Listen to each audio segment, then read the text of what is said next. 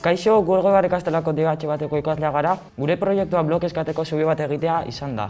Proiektu honetarako Blokeskat izeneko plataforma bat erabili dugu, eta plataforma hortan 3D eta 2Dko modelatuekin indegulan, eta hasieran forma geometrikoekin hasi ginen lanean, eta gero ja benetako elementuak itzen hasi gara, adibidez zubia edo elurretako panpina bat. Blokeskat aplikazioan zubiak eraikitzen hasi baino leheno, kuadernoan bozeto bat marraztu behar izan genitxun gero Blokeskaten zubiak sortu ahal izateko.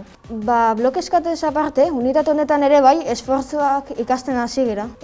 Esfortzu horietako bat izango zen flexioa eta beraren funtzioa da okertzea. Egiturak ikasi ditugu eta haien funtzioak, eta kasu honetan zubiaren egitura izango zen pisuari eustea, eta haren funtzioa grabitate indarrari aurre egitea.